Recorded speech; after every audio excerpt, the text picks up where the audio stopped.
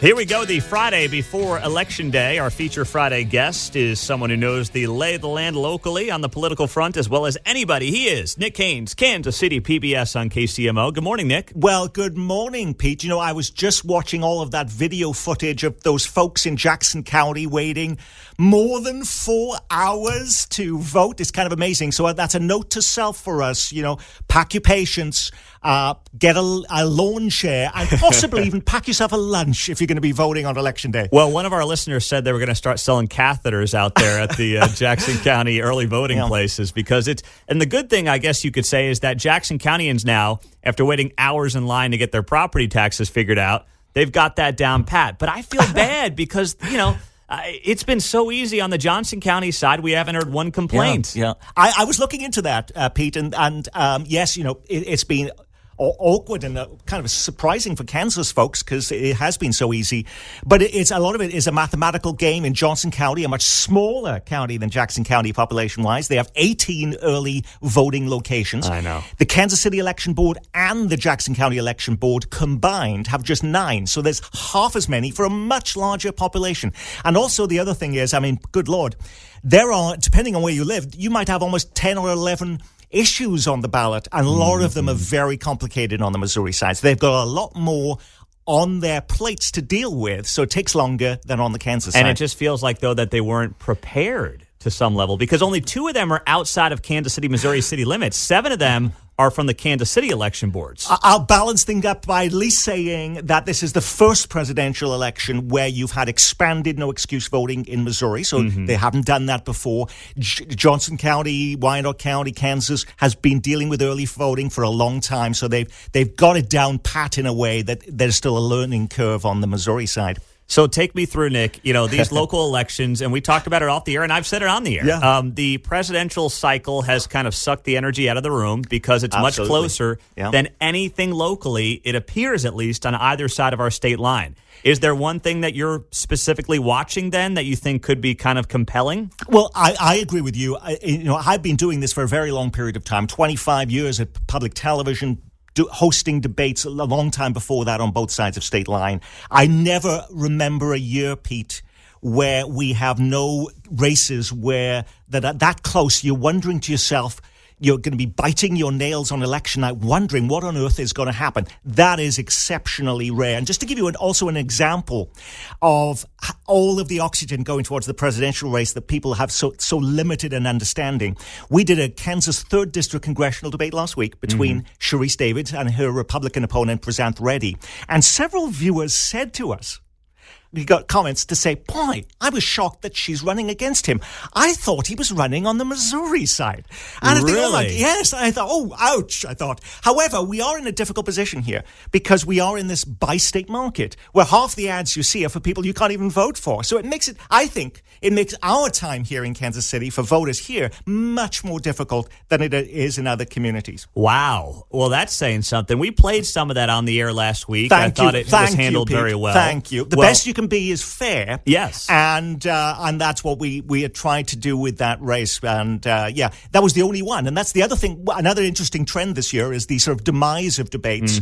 That was the only time they would have met the entire campaign. Never mind a debate, even been in the same room together. Only time. And then you saw last night they had the Josh Hawley, Lucas Kunce U.S. Senate debate in Missouri. The first and only one-to-one televised debate. And it was on a Halloween night when most people are doing other things. I mean, no one's paying attention. I mean, no offense. I know our friend John Holt was moderating it, and it looks like they did a solid job. I saw bits and pieces. But no one's watching that on Halloween night. I mean, no one. And it's all intentional, of course. And even with the 3rd District debate we did, you want to do it late in the cycle. So early voting is already underway. I just saw a national Gallup poll that said 53% of Americans have already cast their ballots. So you're dealing with a much smaller population you have to worry about. And if there's a problem, you can try and fix it in advance. You asked me, though, about what races that I think actually are sort of, I do have a sense of boy, I'm not quite sure what's going to happen. And actually, that's in the Johnson County District Attorney's race. Steve Howe running against Democrat Vanessa Riebley. And it's not that he's done anything necessarily wrong. And in fact, being tough on crime and being supportive of law enforcement used to be badges of honor at election time. Those were selling points. Things have changed. And Johnson County has so dramatically changed demographically that I think when people are not split voting anymore, they are going to be going down the line, Democrat, Democrat, Democrat. He could be, that's my view, one of the casualties of this election. Again, not necessarily because he's done anything wrong, but the nature of what's happening, everybody voting on a national level, Democrat versus Republican. Well, that's the same thing, too, I would say, with the Johnson County Sheriff's race. Doug Bedford and Byron Roberson. Bedford's the Republican who beat Cal Hayden in the primary. Roberson's the Democrat. He's the Prairie Village police chief. I look at that race and I say, well, Bedford's going to need people who are voting for Kamala Harris and Sharice Davids to vote for him in Johnson County, right? Yeah, absolutely. You know, it's interesting. I was looking up back in 1984 when Ronald Reagan was running against Walter Mondale. There were polling that was done there that said 43% of Americans split their votes between who they were voting for president and they voted for somebody of a different party to represent them in Congress. Now, those same polls show people are split ticketing less than 3% of the time. That shows you in just that short period of time, 43% split ticketing, less than 3% That's today. nationwide? Nationwide. But it is, I think that says something dramatic about what's happened with our own tribalism and how the power of party has changed over that course of that period of time. That is fascinating to me. And it also says not just the tribalism from the voters, but also how different the parties are right now. Right? Yeah. Not a ton of crossover, seems like. Absolutely. And you think about, when Bill Clinton was president, he was actually a tough on crime president as a Democrat. And he was one of those, leading the charge on welfare reform, welfare moms and all of that, with a Democratic president. That says, again, in a short period of time, how things have dramatically changed. Yeah. All right. Now, I do want to ask you, speaking of those law enforcement roles on the Missouri side, Jackson County prosecutor's race. Melissa Johnson is the Democrat. She is Quentin Lucas's director of public safety, kind of handpicked person for that role to replace Gene Peters Baker against Tracy Chappell, who's the Republican. Tracy Chappell lost to Gene Peters Baker by 15 or 20 points 4 years ago. She's doing it again. She's hoping there's crossover votes in Jackson County. She's putting a lot on that. I know you had them for a debate. I know it got testy at times as well. Did. So where do you see that one at? I think, first of all, I have never seen more huge yard signs with an entire body of Tracy Chappell as a candidate. She is everywhere. You see her smiling face on billboards all over the city. It is kind of remarkable. It makes me actually smile when I see it. However, this is for a Republican in Jackson County. That's still a little bit of a hill to climb here. And as you pointed out, she did run against Gene Peters Baker 4 years ago, lost by 18 points. There is a lot more anxiety now about crime, particularly petty crimes, property crimes, car burglaries, business break-ins. People are fed up. However, I still think that is too much of a hurdle to cross for her on election night. And do you think the fact that it'll be closer? It'll be closer than 18? Yes. Okay. Well, we'll get down can it be you can hold me accountable on that later, Pete. Okay, I will do that. Nick Haines is here, Kansas City PBS on KCMO. We'll take a quick break. We'll come back with more of Nick Haines, look at our local elections, ballot issues as well, are a big deal in Missouri. That's all coming up on KCMO.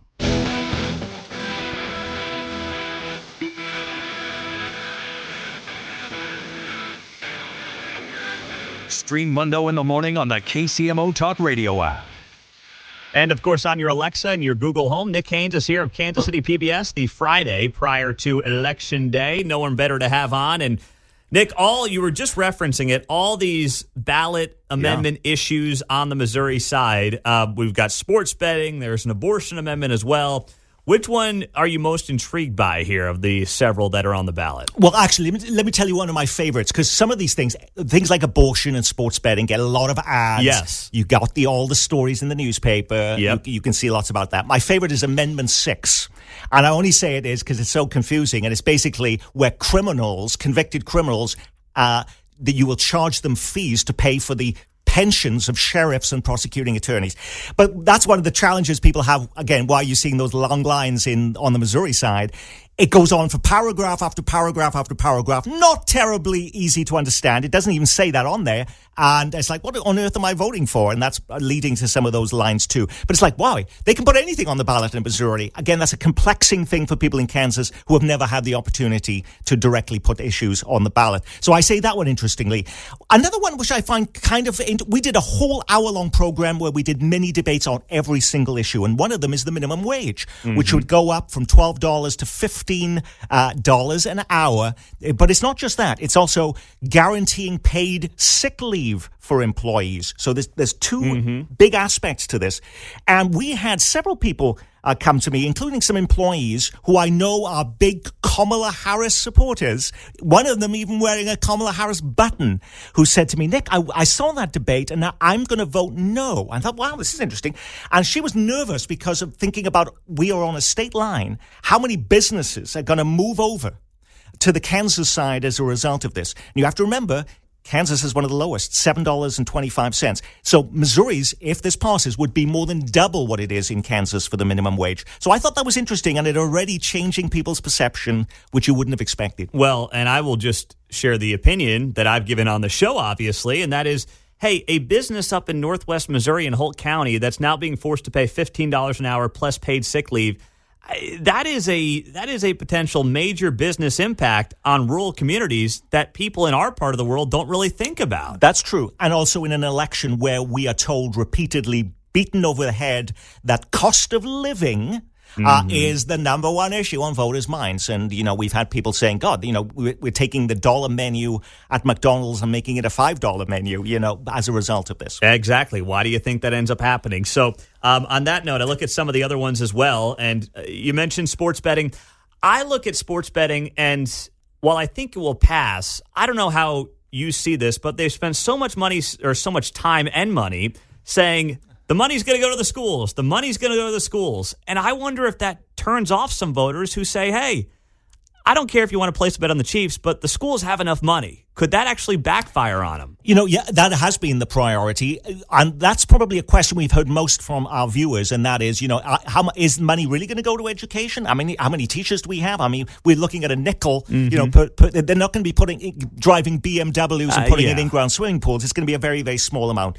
My argument on that is, though, right now, though, Missouri gets absolutely nothing. Yeah. So all those folks are going over to Illinois or into Kansas or in Iowa to sports bet. So even if it's not the money they're claiming, it's more than they're getting currently. Yeah. Anything's more than zero. There's no doubt about it.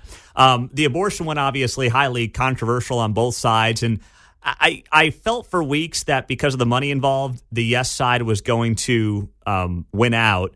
But now I'm hearing more. We had Scott Fawn in the studio this week at the Missouri Times, and he suggested there has been a pretty solid grassroots campaign from churches around the state advocating for no. So could this be maybe something that's closer than we might think it will be? I am pretty confident the abortion amendment is going to pass, just as it has around the country. Yeah. You have a number of folks who are Republicans who are going to be happy to vote for Donald Trump for president, who will vote for this amendment. It's because of that this is going to pass. I think an interesting area, and this is, I've seen editorials relating to this. There is broad and vague language in this, and because of that, you're not going to be seeing abortion clinics open, the day after Election Day. This is going to play out in the courts for a long time. There are some very legitimate arguments being made about some of the terms made in this amendment that are going to be fought in the courts for some time. And we really don't know all of the implications of what that would be. So don't expect anything to happen quickly if this does indeed pass, as I expect it will on Election Day. Well, let's tie it all back to how we started this conversation for the last few minutes. Nick Haines, Kansas City PBS, is here on KCMO Talk Radio, and that is with the presidential race. Did you see this Fort Hays state poll that showed Donald Trump only up by 5 points in Kansas? And that has a lot of Democrats very excited. Is Kansas going to be a swing state in the near future, Nick? I saw that and I dismissed it immediately. Delete. I've just sort of fed up of polls at this time. It is only a snapshot of time. I'm going to give you one example of that. We actually, at our television station, recently formed a union. This was back in the spring. I'm going to say this to you. You would have been hard-pressed to find anybody at the station who said they were voting for it. The vote came in, and it was almost unanimous. Yes. It was astonishing because nobody showed their cards that way. Nobody showed any interest. And it's like, in the privacy, it's the only place we have left private. Everything you do online can be seen by someone. You're out, even when you're in your car, you've got cameras on the roads. This is the only place where you can make a private decision. As far as we know. So we don't, right. we don't, well, all right, so we don't know. And by the way, you just mentioned something that just triggered me back on why the voting lines that was so long in Jackson County was also that because a lot of churches were now voting, telling their congregants and parishioners to vote no on the amendment, the abortion amendment, they didn't want to use any churches, which is the natural place where these polling stations take place. Sometimes the only big building in some of these parts of the county. So they were forced into these tiny buildings because they couldn't use the churches this time around because of that issue. That's a very good point. So you've obviously been doing this now, 25 years in this community? Yes. Okay. So I think I can take my training wheels off after this program. I think you'll be able to do that. So we started off by saying that there's just not a lot locally that we look at and say is going to be super close. So you've seen this part of the world when Missouri was a purple state and presidential candidates were coming here and trying to win the state of Missouri when it was a swing state. Yeah. What was that like compared to where we are now when neither presidential campaign is even looking in our direction? Not only that, we didn't even get a Jill Biden or a Doug Emhoff or any of the spouses or anybody around them. Barely no one came here of any significance whatsoever. That is kind of astounding. You have to remember when Donald Trump first took on Hillary Clinton. Hillary Clinton was here. Bernie Sanders was here. We had all these people. A lot of these big names were here. That has been a huge difference in this particular time.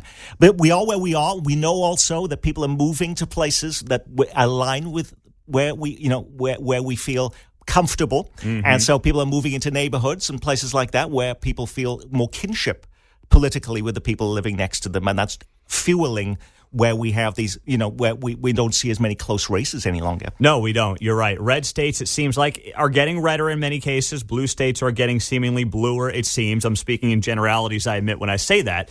But if you look at our two states, I mean, if you were to say which one's going to be swingier sooner, I would lean Kansas just because Johnson County continues to dominate the state. That is exactly right. And also some race we did neglect but has a sense of what's happening in Kansas is the Kansas legislative races. I have to say, Governor Laura Kelly has been in more ads on both sides of state line that I've seen than anybody else. And she's not even on the ballot. Yeah. And she's trying, using her clout and her cash to bring in Democrats to stop the veto-proof majority of Republicans in Topeka.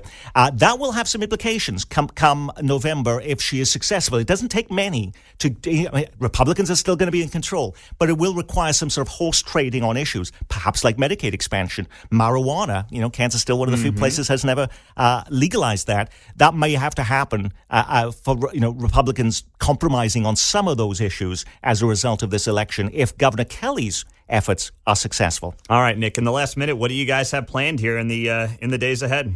Well, can I say one of the interesting things for me, as I'm more of a November 6th person than a November 5th. We go through that.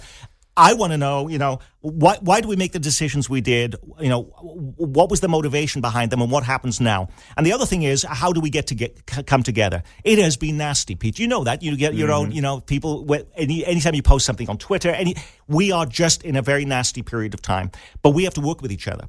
We have to get together after this. I remember when President Trump won the election back in 2016, going to Costco, people were sobbing uncontrollably when I was returning an item. It was just kind of astonishing. Within moments, we had the marches. Within moments, the schools had the safety pins. Remember that? Yeah. Within moments, there were parking lots with cars with all resist bumper stickers. He hadn't even spent 1 hour in the White House.